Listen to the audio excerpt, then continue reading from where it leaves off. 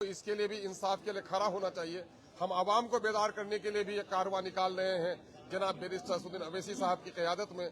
और इस कारवां में तशरीफ फरमा है हमारे माजिद हुसैन साहब जो एमएलए हैं वहाँ नामपल्ली से, और जनाब वारिस पठान साहब जो एक्स एमएलए हैं बम्बई से, वो भी तशरीफ फरमा है। सब लोगों का ये कारवां हम लोगों का जा रहा है। हम आवाम को बेदार कर रहे हैं कि हम मुसलसल इंसाफ की लड़ाई लड़ रहे हैं। हम चाहते हैं कि आने वाला जो विधानसभा इलेक्शन हो उसमें सेकुलर वोटों का बिखराव नहीं हो। इसकी वजह से सेकुलर वोटों को जोड़ने के लिए हमने सेकुलर अलायंस को दरख्वास्त भी दी। उन लोगों ने भी हमारी बात नहीं मानी, तो हम चाहते हैं कि उनसे भी इंसाफ किया जाए कि सेकुलरिज्म की बका की लड़ाई कौन लड़ रहा है और सेकुलर वोटों को बिखराव का जिम्मेदार कौन है। लोग इसके लिए इंसाफ करें। ये दो तरफा इंसाफ की तलब है। दरअसल हमारी जो वो है कोशिश है, हमारी हिस्सेदारी की है कि दलितों को, गरीबों को, सीमांचल के लोगों को, अक़लियतों को उसकी वाजिब हिस्सेदारी मिले। इसके लिए मैं बड़ा शुक्रगुजार हूँ अपने कौमी सदर जनाब बैरिस्टर असदुद्दीन अवैसी साहब का, जनाब वारिस पठान साहब का, जनाब भाई माजिद हुसैन साहब का, और इस कारवां को लेकर बहुत ही जिम्मेदारी के साथ अपनी जिम्मेदारी अदा करने वाले आदिल हसन एडवोकेट साहब का।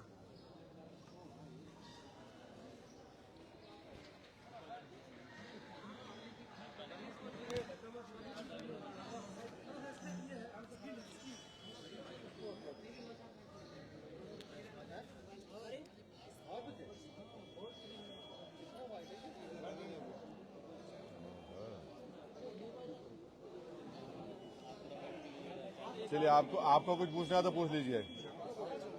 डुगडुगी बजा करके लेटर लिख करके आप लोगों के द्वारा गठबंधन में शामिल करने की मांग की गई,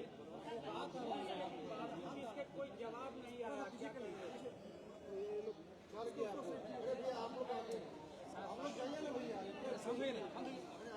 खामोश रहिए ना भाई, एक साथ रहिए आप लोग।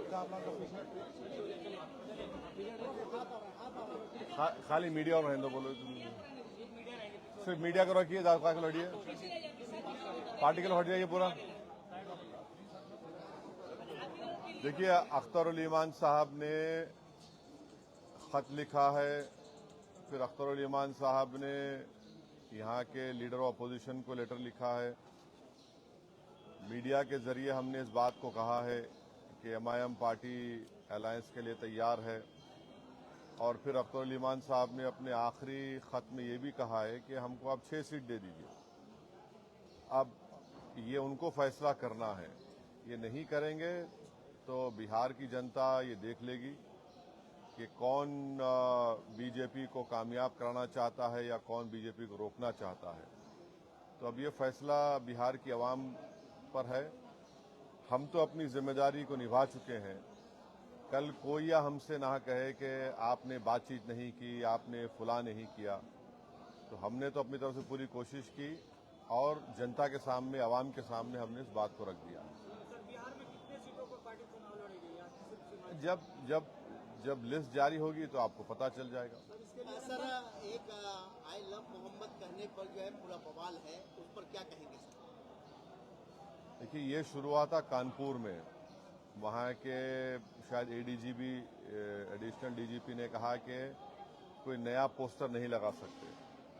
तो उसके बाद हमने सोशल मीडिया पर कहा कि हम इस बात को मानते हैं कि मोहम्मद सल्लल्लाहु अलैहि वसल्लम से हम मोहब्बत करते हैं। हर मुसलमान मोहम्मद सल्लल्लाहु अलैहि वसल्लम से मोहब्बत करता है इसलिए कि उसके ईमान का हिस्सा है। अगर हम मुसलमान हैं और अगर हम अल्लाह को जानते हैं तो वो मोहम्मद सल्लल्लाहु अलैहि वसल्लम ने हमको सिखाया है कि अल्लाह है जो ज़मीन व आसमान का खालिक है, तुम इसकी इबादत करो, किसी और की मत करो।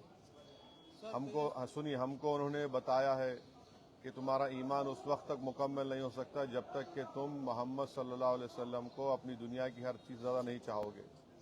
ये तुम्हारे ईमान का हिस्सा है। और आर्टिकल 25 में फ्रीडम ऑफ रिलीजन है, तो संविधान में फंडामेंटल राइट है, इसको आप कैसा छीन सकेंगे किसी से? और ये क्या बात है कि नया पोस्टर कैसा लगाए? जो यूपी में क्या गलत है एकदम वो।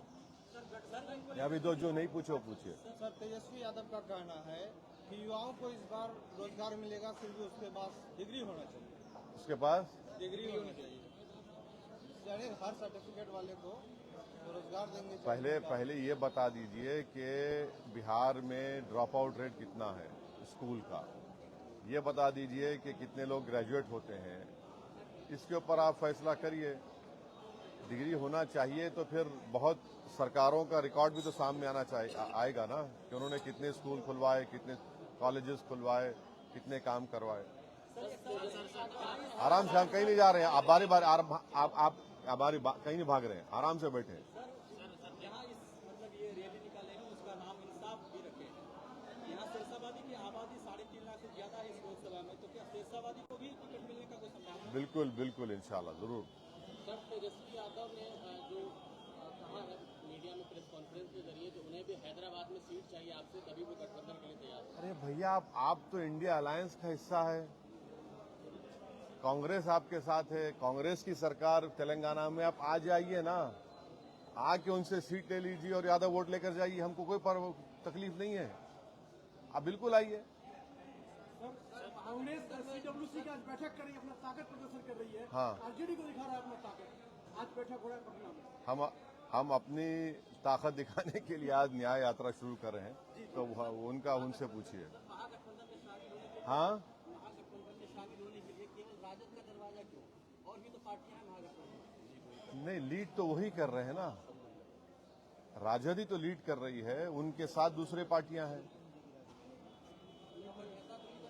नारा 4 के बदले 40, इसको देखिए राजद को चेतावनी तो नहीं है।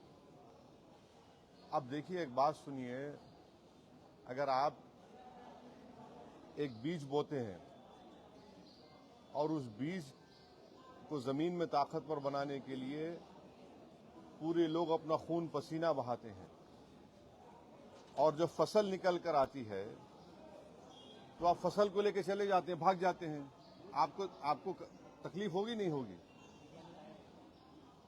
तो हम अभी भी बीज बो चुके हैं और फसल अब के बार जब निकलेगी वो यहाँ की जनता के पास ही होगी, कोई लेकर नहीं भागेगा। प्रशांत किशोर के बाद अब आरके सिंह भी उसी राह पर चल रहे हैं। क्या? प्रशांत किशोर के बाद आरके सिंह भी अभी पूर्व केंद्रीय मंत्री हैं, वो आरोप लगा रहे हैं ये जदयू पर, अशोक चौधरी पर, जो 200 करोड़ कहाँ से आया। तो कहीं ना कहीं सर ये गठबंधन का असर नहीं पड़ा है। गठबंधन के खिलाफ ही आप कर रहे हैं। नहीं, अगर आरोप लगाए तो उनको बताना चाहिए। सर, 2020 के चुनाव में एमआईएम अपने बदौलत 5 विधानसभा की सीट जीतने में कामयाब हुई। क्या 2025 में एमआईएम इतनी कमजोर हो गई कि बार बार राजद के ऑफिस में, कभी उनके घर के पास ढोल बजाते हुए आपके प्रदेश अध्यक्ष पहुंचते हैं? ऐसा है ना, देखिए, आप लोगों को हर चीज आपको ब्लैक एंड व्हाइट नजर आती है, तो सियासत ब्लैक एंड व्हाइट नहीं होता है। सर, मजलिस पार्टी की और किस पार्टी से गठबंधन की बात की? वो अख्तर भाई बताएंगे आने वाले दिनों में। कांग्रेस के पूर्व अध्यक्ष अखिलेश जी, वो आप पर बार-बार कौन? कांग्रेस के पूर्व अध्यक्ष है बिहार के, वो बार-बार आपको नॉमिनल नेता बता रहे हैं। हाँ। और गठबंधन से सीधे तौर पे इनकार कर रहे हैं। उनको उनसे पूछिए कि 2008 में जब न्यूक्लियर डील हो रही थी, पार्लियामेंट में नो कॉन्फिडेंस मोशन जब लाया गया था, तो किसने खड़े होकर उस मनमोहन सिंह की सरकार को साथ दिया था? सर, 4 के बदले 24 लाएंगे, लेकिन 6 सीट का मांग करते हैं। ऐसा तो नहीं कि जो सीट आपका चले गया वही रिकवरी करने के करे में। अब हम तो अपनी बात को रखे हैं, हम ये कह रहे हैं कि अगर हम 24 पे चले जाएंगे या उससे बढ़ के भी चले जाएंगे तो फिर आप बाद में हमको मत बोलिए। ये मैंने आपसे उनसे कह रहे हैं, अब उनको सोचना चाहिए। सर, क्या चौथे राउंड की गठबंधन करने जा रहे हैं? हाँ, चौथे राउंड की गठबंधन करने जा रहे हैं? चौथा स्तंभ की गठबंधन करेंगे? Third front? हाँ, चौथा क्या करने वाला, देखेंगे क्या होता, अभी बताएंगे आपको, टाइम है उसका। तेज प्रताप यादव बार बार इच्छा जाहिर कर रहे हैं सर, हाँ, ये एमआईएम से गठबंधन करना चाह रहे हैं तेज प्रताप यादव। अरे अल्लाह उनको अच्छा रखे, खुश रखे, सेहत दे उनको। सर, विपक्ष का आरोप है जब 5 साल के बाद ही आपको याद आती है सीमांचल दौरा करने में। पहले सीमांचल कोई बोलता नहीं था, हम ही तो बोले तो उनकी जबान में आ गया पूरा बात। ये पहले तो बोलता ही ना सीमांचल, और ये पार्लियामेंट के अंदर, पार्लियामेंट के बाहर हम ही तो बोल रहे हैं सीमांचल के बारे में। ये लोग कहाँ बोलते हैं? इनको सिर्फ चुनाव के जमाने में सीमांचल बोलते हैं। हम तो नहीं गए, हम तो बार बार इसको कहें, 2015 से हम कह रहे हैं कि हम यहाँ पर आए तो हम कभी छोड़कर नहीं जाएंगे, और हमारा कंसिस्टेंट यही पॉलिसी रही है।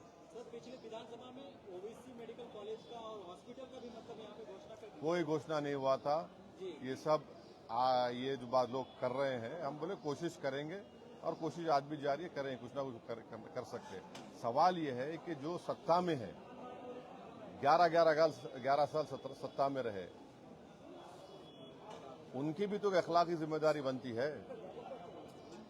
एक परिवार में दो मुख्यमंत्री बन गए, कोई दूसरे पास एक मुख्यमंत्री 10 साल 12 साल रहे, उन्होंने क्या किया सीमांचल के लिए? सर महिला एक बहादुरगंज के जो गद्दार विधायक थे, वो अभी एक पोस्टर फेसबुक में एक पोस्ट कर रहे हैं जो खुद को पढ़ा लिखा बता रहे हैं और आपके जो कैंडिडेट है उसको अनपढ़ बता रहे हैं। तो जो तोसीफ आलम साहब को अनपढ़ बता रहे हैं, जबकि राजद के जो मुख्यमंत्री पद के लिए वो मतलब लड़ रहे हैं वो खुद 8 पास है, तेजस्वी यादव। क्या कहेंगे? क्या कहना क्या है आपकी? आप जो बात कही थी मैं क्या कहूँ? सर सीमांचल के बाहर सिर्फ ढाका ही चुनाव लड़ेंगे कि और भी विधानसभा? हाँ, सीमांचल के बाहर ढाका ही चुनाव लड़ेंगे कि और भी विधानसभा चुनाव लड़ेंगे? नहीं, बराबर लड़ेंगे। और कुछ है? जनता एमआईएम को वोट देती है, लेकिन उसके जीते हुए पार्टी दूसरे पार्टी में चले जाते हैं, तो सर कैसे लोग विश्वास करेंगे कि एमआईएम को वोट दे, फिर इस बार नहीं पलट जाएगी दूसरी पार्टी में? नहीं, जिन लोगों ने धोखा दिया उनके साथ जनता नहीं है। जनता ने उनको वोट नहीं दिया था, जनता ने सीमांचल और एमआईएम पार्टी को वोट दिया था। और हमारी पूरी कोशिश होगी कि अब के बार ऐसे लोगों को हम अपना उम्मीदवार कैंडिडेट बनाएंगे जो इंशाअल्लाह पूरा भरोसे पे उतरेंगे। सर आपकी पार्टी के ऊपर लगातार एलिगेशन लग रहा है कि पैसे के बल पे टिकट दिया जाता है। अच्छा, इस बार क्या सर पैसे के बल पे टिकट दिया जाएगा या जमीन से उठा हुआ नेता मिलेगा? पैसे के बल पे तो इल्जाम लगता है चुनाव के जमाने में। क्योंकि सर जो गए 4 गए उन्होंने लगाया। लेकिन अब एक बात सुनिए, एक साहब ने एक क्रिकेटर को ले जाकर दुबई में होटल खोली है, नाम क्या रखा? हैदराबाद बिरयानी दुकान। किससे पैसा लिया वो? आप तो बिरयानी नहीं खाए ना, हम भी नहीं खाए। सर न्याय यात्रा के तहत क्या दबाव की राजनीति होगी? वोटर अधिकार यात्रा जिस तरह निकला राहुल गांधी का, या फिर और? नहीं, यात्रा है, इंसाफ की यात्रा है, उसमें हर मुद्दा हर मसला सामने आएगा। इंसाफ की हुसूल के लिए, इंसाफ के हासिल करने के लिए तो सब बात करेंगे हम। सर जो महिला वोटर है आपको बहुत हाँ, मैं महिला पूछ रहे हैं। वालेकुम सलाम। सर तीसरा जो मोर्चा बनाएंगे, क्या लगता है कितना असर डालेंगे एनडीए और महागठबंधन पर? देखिए, ये वक्त बताएगा। हम जहां पर हम चुनाव लड़ेंगे पूरी ताकत के साथ लड़ेंगे इंशाअल्लाह। सर महिला वोटर के तरफ जो है, जो पहले भी आपको वोट पसंद करती है, लेकिन इस वक्त जो है तेजस्वी यादव भी माई बहन योजना लाके खड़ा कर दिया है। इधर सीएम नीतीश कुमार भी जीविका दीदियों को राशि भी दिया है। तो आपके कहीं न कहीं महिला वोटर पर सिंहमारी सीमांचल में हो रहा है, क्या कहेंगे? कुछ नहीं होगा इंशाअल्लाह। हमारी इज्जतदार माँ और मैंने हमारे साथ थी और इंशाअल्लाह हमेशा हमारे साथ रहेंगे, तो कोई असर नहीं पड़ने वाला। सर एक बार तेजस्वी को किशनगंज की जमीन से क्या संदेश देना चाहिए? जो संदेश देना था हम बोल चुके आपके सामने।